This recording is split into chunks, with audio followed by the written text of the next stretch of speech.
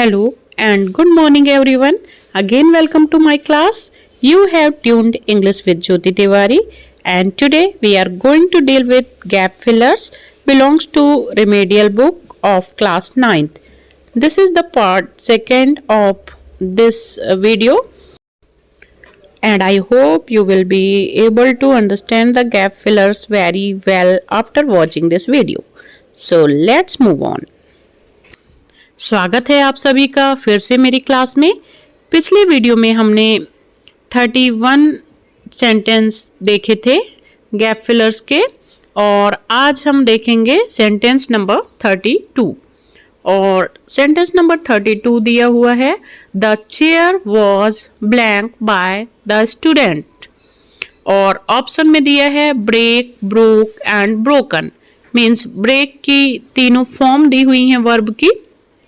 तो आप सेंटेंस के स्ट्रक्चर से अंदाज़ा लगा सकते हैं कि ये पैसिव वॉइस का सेंटेंस है और पैसिव वॉइस में वर्ब की थर्ड फॉर्म का यूज होता है। मतलब यहाँ पर जो सही ऑप्शन होगा वह होगा broken. The chair was broken by the student. Next sentence we blank wear masks in crowded places और ऑप्शन में दिया है शुड, यूज्ड एंड ऑट। तो यदि यहाँ पे ऑट का यूज करना होता तो यहाँ पे टू भी होता एंड यूज्ड का उपयोग हम पास्ट की हैबिट बताने के लिए करते हैं यूज्ड टू का। तो यहाँ जो एप्रोप्रिएट ऑप्शन है वह है should. We should wear masks in crowded places. चलिए बढ़ते हैं अगले सेंटेंस की तरफ। How blank students are present today और ऑप्शन में है मैनी, एनी, मच। तो हम कई बार देख चुके हैं कि मच और मैनी के यूज के लिए हमें काउंटेबल और अनकाउंटेबल नाउन का ध्यान रखना होता है।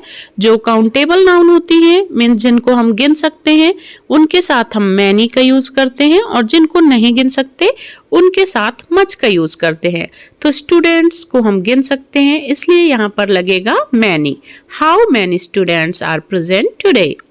Next sentence how blank sugar do you take in tea and options are any, much and many।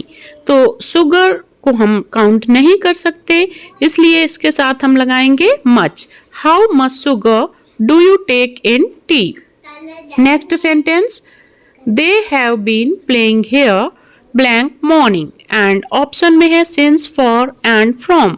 तो सिंस एंड फॉर के यूज से रिलेटेड रूल ये है कि हम पीरियड ऑफ टाइम में फॉर का यूज करते हैं एंड पॉइंट ऑफ टाइम में सिंस का। मीन्स जब हम किसी डेफिनेट टाइम की बात करते हैं तो हम सिंस का यूज करते हैं और पीरियड ऑफ टाइम जैसे 1 day, 2 day, 1 hour, 2 hour. Means आप ऐसे भी पहचान सकते हैं कि जहाँ पे गिनती आती है यानी पीरियड ऑफ टाइम की बात होती है तो हम फॉर लगाते हैं और जब पॉइंट ऑफ टाइम मतलब टाइम का कोई पर्टिकुलर नाम दिया हो जैसे मॉर्निंग, इवनिंग, 2012 तब हम सिंस का यूज करते हैं। तो यहाँ पे मॉर्निंग दी हुई है तो हम यहाँ पर लगाएंगे since. They have been playing here since morning. अगला sentence we have been studying in this college blank 3 years और ऑप्शन में है सिंस एंड फॉर। तो जैसा कि मैंने पहले बताया यदि आप डेफिनेट एंड इनडेफिनेट टाइम नहीं पहचान पाते हैं तो आप गिनती याद रखिए। जहां पे 1, 2, 3 इस टाइप से आता है तो वहां पे आप लगा सकते हैं फॉर। तो यहाँ पे हम लगाएंगे फॉर। अगला सेंटेंस है did you see blank lion in the forest. अब आप ऑप्शन में देखिए जब हमें सम और एनी और मच है तो सम और एनी जब इंट्रोगेटिव सेंटेंस में यूज करना होता है तो हम देखते हैं कि हमें आंसर किस सेंटेंस में मिलने की उम्मीद है, यस और नो। तो यदि यस में मिलने की उम्मीद है तो हम लगाते हैं सम और नो में मिलने की उम्मीद है तो हम लगाते हैं एनी। तो यहाँ पर हम देख रहे हैं कि यदि हमसे पूछा जाए कि क्या आपने कोई शेर देखा तो हमारा जवाब जनरली नो होता है। तो यहाँ पे हमें जवाब नो में मिलने की उम्मीद है इसलिए हम यहाँ पे लगाएंगे एनी। और पढ़ने में भी आप देख लीजिए यदि आप इसको हिंदी में ट्रांसलेट करते हैं तो क्या तुमने कोई शेर देखा, ये ज्यादा सही लग रहा है बजाय इसके कि क्या तुमने कुछ शेर देखा। तो इसका जो सही आंसर है वह है any. Did you see any lion in the forest? और जनरली आंसर क्या मिलेगा? No. Next sentence, he did not work hard blank he fail. और ऑप्शन में है सो, बिकॉज एंड। तो सो एंड बिकॉज जनरली एक दूसरे के विपरीत अर्थ के लिए यूज किए जाते हैं। सो में हम पहले रीजन बताते हैं और फिर उसका रिजल्ट, और बिकॉज में हम पहले रिजल्ट बताते हैं फिर रीजन।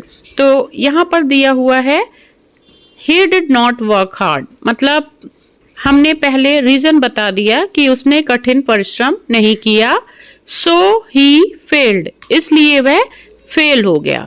और यदि यहाँ पे बिकॉज लगता तो he failed पहले आता, because he did not work hard। तो यहाँ पे पहले रीजन इसके बाद रिजल्ट है, तो यहाँ पे हम यूज करेंगे सो का। Next sentence, blank you taken my pen.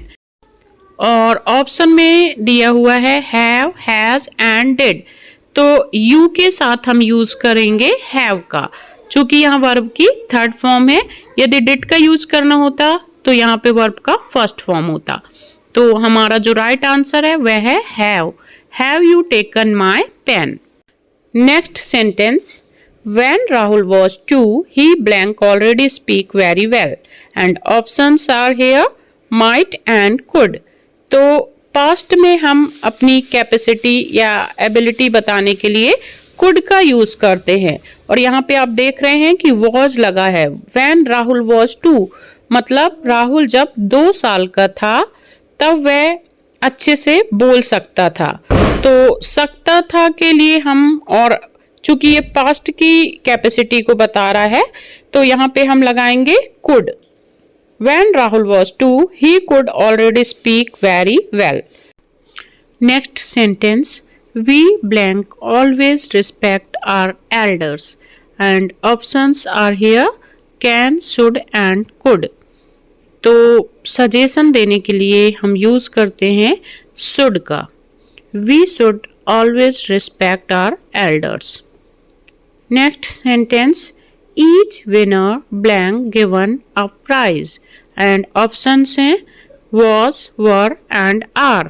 तो each winner का अर्थ है प्रत्येक विजेता, मतलब यहाँ पे पर्टिकुलर एक एक विजेता की बात की जा रही है और यह सिंगुलर सब्जेक्ट है, इसलिए इसके साथ लगेगा was। each winner was given a prize। and next sentence, सोना and Kavita blank close friends. तो सोना एंड कविता ये प्लूरल सब्जेक्ट हो गया, तो इसके साथ लगेगा are. Sona and Kavita are close friends. Now see the next sentence, Bhopal has blank most ideal climate.